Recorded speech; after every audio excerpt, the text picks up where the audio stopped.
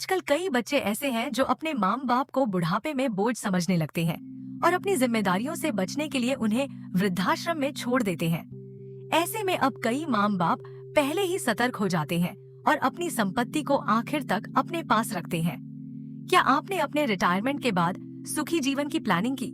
हाल ही में एक social media community group में 45 वर्षीय शेफाली ने कम्युनिटी मेंबर्स से एक सवाल पूछा कि समाज में अब जो बदलाव चल रहा है, ऐसे में बुढ़ापे में अपने जीवन के आखिरी पड़ाव की तैयारी के लिए किसी को क्या करना चाहिए। उसके सवाल के जवाब में कुछ मेंबर्स के निम्न रिप्लाईज आए जो आज के बदलते समाज का आईना दिखा रहे हैं।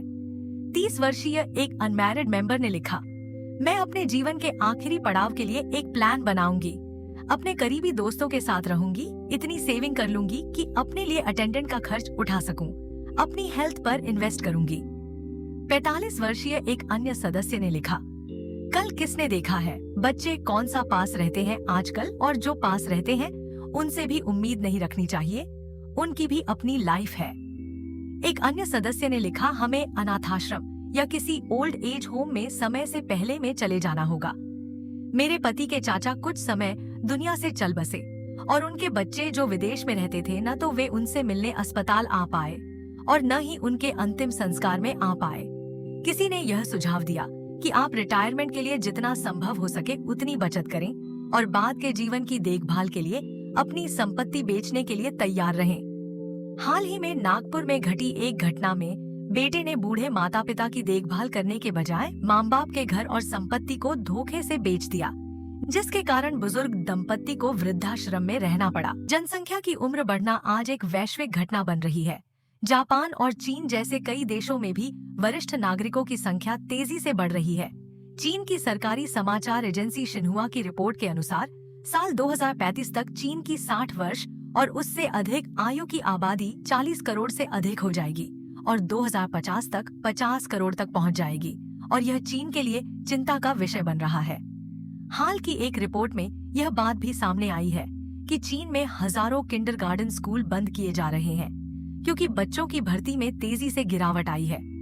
स्कूलों को वृद्धाश्रम में बदला जा रहा है और वहां कर्मचारियों को वृद्धाश्रमों की देखभाल करने के लिए प्रशिक्षित किया जा रहा है। भारत में भी कुछ ऐसे ही संकेत दिखाई दे रहे हैं। वर्तमान में भारत की जनसंख्या का 10% हिस्सा वरिष्ठ नागरिकों का है और 2050 तक वरिष्ठ नागरिकों की संख्या 30 करोड़ 19 लाख हो सकती है। हर साल वृद्धाश्रम में बुजुर्गों की संख्या बढ़ रही है। घर वापसी के इंतजार में बुजुर्गों की आंखें पथरा गई हैं, लेकिन वहां से वापसी की कोई उम्मीद नहीं। वृद्धाश्रम ऐसे जेल बन रहे हैं जहां एक बार जाना यानी बाकी की बची उम्र वहां कैद ही कर रह जाना हो रहा है। देखने में आया है कि उन बुजुर्गों के साथ दुर्व्यवहार अधिक होता है जो आर्थिक रूप से अपनी संतानों पर निर्भर होते हैं। कुछ बुजुर्ग भावुक होकर अपने जीते जी अपनी वसीयत संतानों के नाम पर कर देते हैं, या कई बार बच्चे जबरदस्ती अपने माँ बाप की संपत्ति को अपने नाम करवा लेते हैं और फिर माँ बाप के साथ दुर्व्यवहार करते हैं। एनजीओ हेल्पेज इंडिया द्वारा किए गए एक राष्ट्रीय सर्वेक्षण के अनुसार कम से कम 47% बुजुर्ग अपने परिवारों पर आर्थिक रूप से निर्भर हैं और 24% पेंशन एवं सरकारी नकद हस्तांतरण पर निर्भर है। ऐसे में प्रत्येक बुजुर्ग के लिए यह अत्यंत जरूरी है कि वे बुढ़ापे में आर्थिक रूप से मजबूत रहें।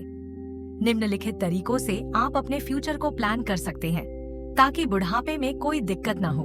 वित्तीय सुरक्षा के लिए योजना और बजट बनाएं, आपातकालीन निधि बनाएं और रिटायरमेंट के लिए invest long term care options पर विचार करें, जैसे कि सहायता प्राप्त आवास या घर में केयर गिवर के बारे में पहले से जानकारी प्राप्त करें और उसकी योजना बनाएं। सेम एज ग्रुप फ्रेंड्स, परिवार और कम्युनिटी के मेंबर्स के साथ हेल्पिंग नेटवर्क बनाएं। उनके साथ रिलेशन डेवलप करें जो बुढ़ापे में जरूरत के समय आपकी मदद कर सके। व्यायाम और हेल्दी डाइट रूटीन को अपनाकर हेल्दी रहकर लंबे समय तक इंडिपेंडेंट रहने में मदद मिल सकती है। आए दिन खबरों में देखने पढ़ने को मिलता है कि बुजुर्ग माता पिता को उनकी संतान तब बेसहारा छोड़ देती है जब उन्हें सहारे की सबसे ज्यादा जरूरत थी। कई बार बच्चों ने प्रताड़ित तक किया होता है। ऐसे में अपनी प्रॉपर्टी की सेफ्टी सुनिश्चित करने के लिए वसीयत, पावर ऑफ अटॉर्नी और अन्य संपत्ति योजना दस्तावेज बनाएं।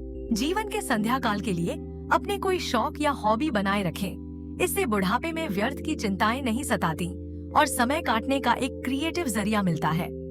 उद्योग जगत के महान दिग्गज रतन टाटा ने भी गुडफेलोज नाम के एक अनूठे स्टार्टअप में निवेश करते वक्त कहा था, आप तब तक बूढ़े होने की चिंता नहीं करते जब तक आप बूढ़े नहीं हो जाते।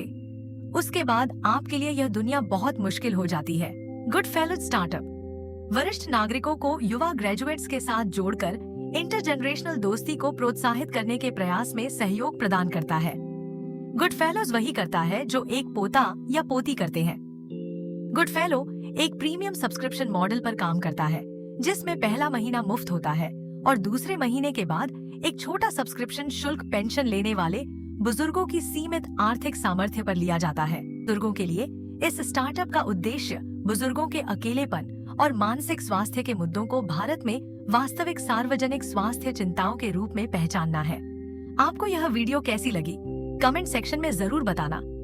तब तक के लिए मिलते हैं नेक्स्ट वीडियो में। और अभी तक आपने मेरे चैनल को सब्सक्राइब नहीं किया तो प्लीज सब्सक्राइब कर लेना। Take care, bye bye.